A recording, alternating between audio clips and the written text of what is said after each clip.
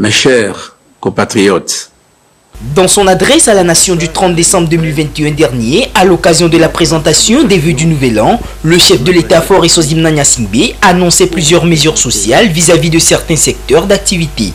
Au rang de ces mesures figurait celle relative à la prime de gratification des enseignants. C'est dans le but de préserver un climat de sérénité dans le secteur de l'éducation au Togo que cette décision a été prise pour soutenir le personnel enseignant dans ses efforts quotidiens. Une mesure appréciée à sa juste valeur. Nous saluons donc le geste du chef de l'État et du gouvernement pour la gratification. Mais nous aurions souhaité que cette gratification arrive avant les fêtes pour qu'on puisse en jouir. Cette gratification, une bonne nouvelle pour nous, mais nous ne connaissons pas le montant de cette gratification. Combien on va gagner, combien on va nous donner, on ne sait rien pour le moment. C'est une promesse qui est suspendue. On attend l'effectivité de cette promesse-là. La gratification exceptionnelle dont vous parlez, je tiens à rappeler que ce n'est pas un cadeau. Presque tous les corps ont eu la gratification par rapport au coronavirus. C'est comme si c'est un cadeau qu'on offre aux enseignants. Je félicite le chef de l'État, mais je serai encore plus fier lorsque les choses vont se positionner. Tout à l'heure, on ne peut pas être en joie sans pour autant avoir c'est-à-dire les fonds en espèces, quoi. On aimerait que les faits parlent d'eux-mêmes. Selon l'annonce du chef de l'État relative aux primes de gratification, les bénéficiaires devraient attendre fin janvier 2022 pour entrer en possession de cette prime.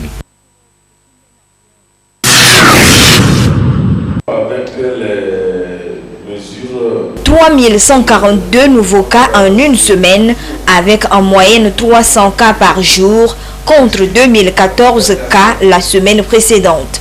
Une première depuis l'apparition de la Covid-19 au Togo. Ceci dû à la présence du variant Omicron.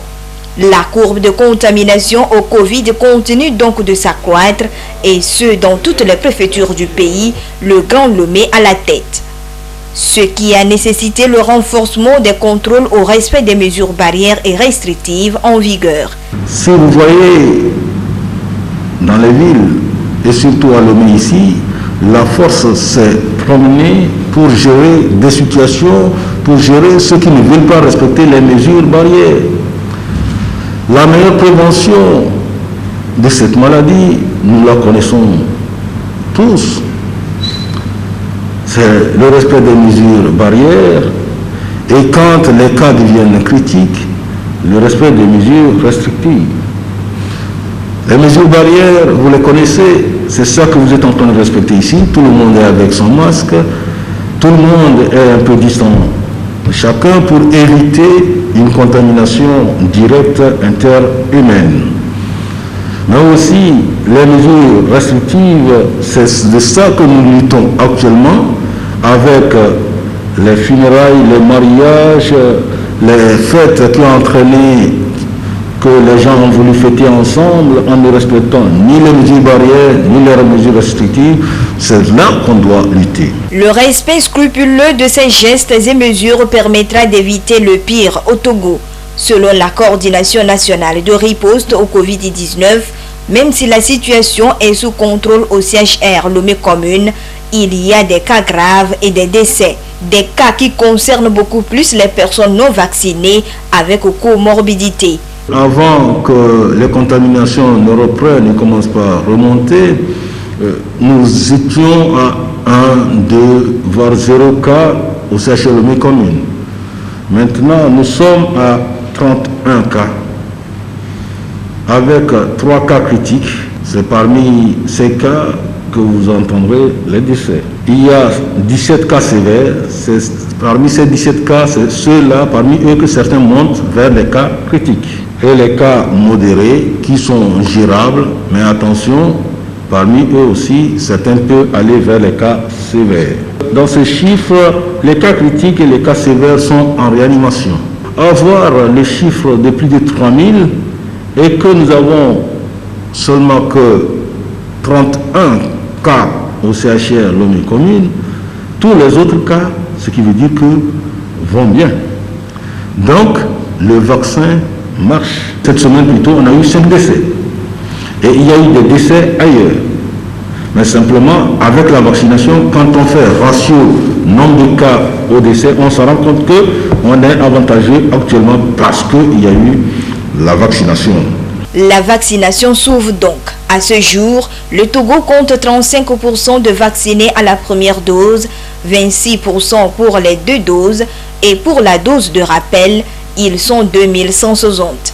Les citoyens sont appelés à adhérer à la campagne de vaccination toujours en cours sur l'ensemble du territoire. Les personnes vulnérables doivent se vacciner et aussi même les personnes qui ne sont pas vulnérables, dès que ces personnes ont le virus, risquent de transmettre aux personnes vulnérables et ils pourront être responsables du décès de ces personnes. Donc nous devons nous protéger en protégeant les autres. Actuellement, la seule chance, c'est de se vacciner pour sortir de cette vague et reprendre efficacement les activités. Nous comptons sur la mobilisation de tous pour venir à bout de cette vague et finalement venir à bout de cette pandémie. Que les conséquences des fêtes de fin d'année ne soient pas trop lourdes. C'est le souhait des autorités en charge de riposte au Covid-19. Pour le moment, la vaccination et le respect des mesures barrières et restrictives doivent être de mise. L'atteinte de l'immunité collective est aussi importante.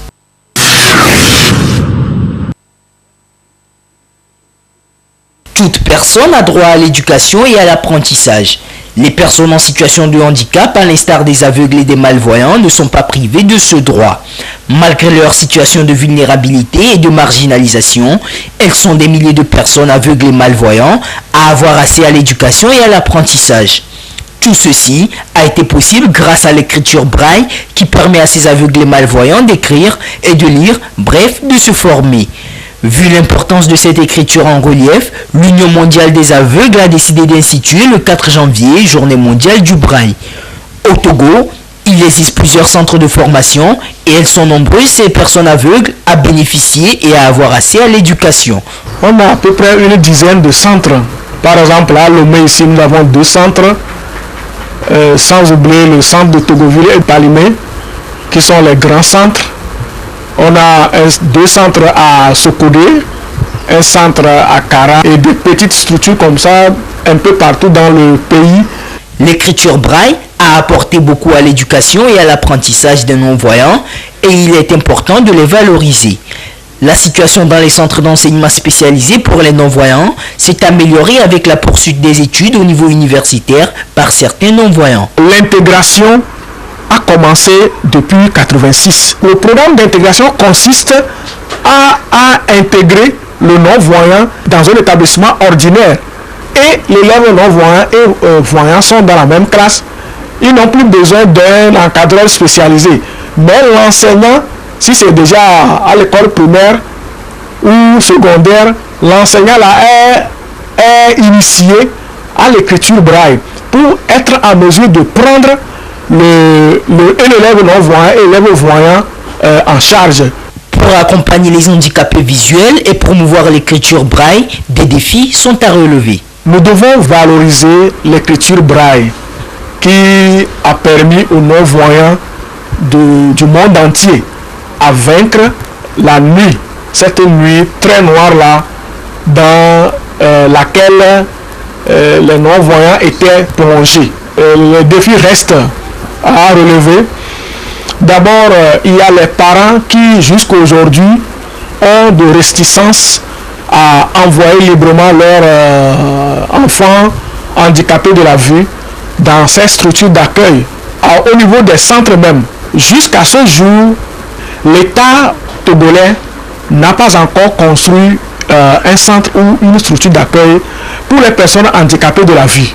Le soutien à apporter à ces structures existantes, créées soit par les églises, aussi n'est pas vraiment au point. Ce qui fait que la plupart des centres ont des difficultés. Les handicapés visuels, vu leur état de vulnérabilité, méritent un soutien et une assistance à travers une réinsertion socio-professionnelle. Et les communautés, aussi bien que les décideurs, doivent continuellement travailler dans ce sens.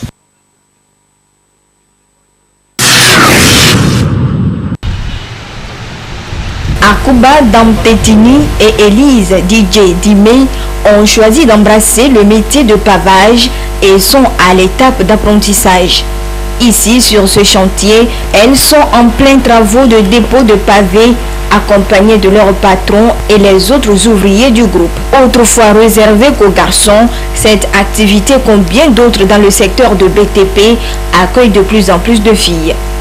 Akuba et Elise se sont engagés, motivés par le désir de gagner mieux leur vie et subvenir aux besoins de leur famille. Le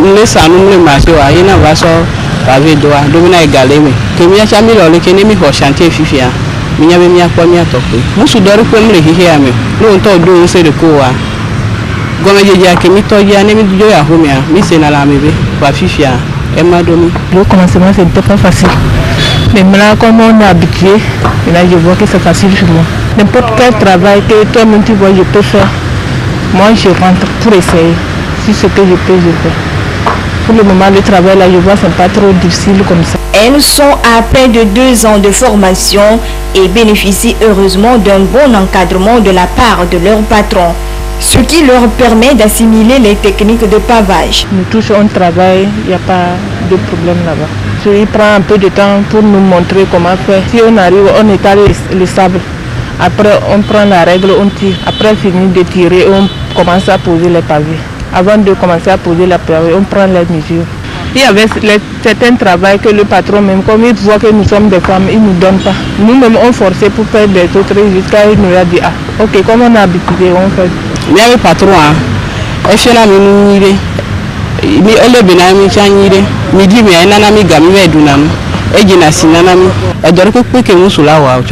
Si le patron Noël Kondo a hésité au début à les accepter dans son entreprise, il a finalement été séduit par leur courage et détermination.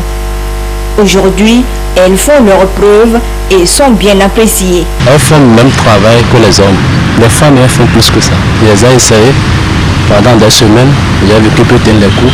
C'est pourquoi je les ai recrutés. Ils sont au nombre de 6, 2 ont quitté, ça reste 4 actuellement. Beaucoup de filles n'arrivent pas. Seuls ceux qui sont courageuses, je les félicite et je les encourage de plus à continuer toujours comme ça. La manière dont ils sont courageux avec moi, si ils sont toujours comme ça, je vais leur donner de bonnes formations pour qu'à la fin, elles doivent être capables que si eux-mêmes ils gagnent des travaux, elles peuvent le faire. Ces 2 apprentis en pavage sont mères de famille et n'éprouvent aucune difficulté à concilier le travail et la gestion de leur foyer. Elles nourrissent une ambition, celle de faire carrière dans ce secteur, devenir un jour patronne d'entreprise.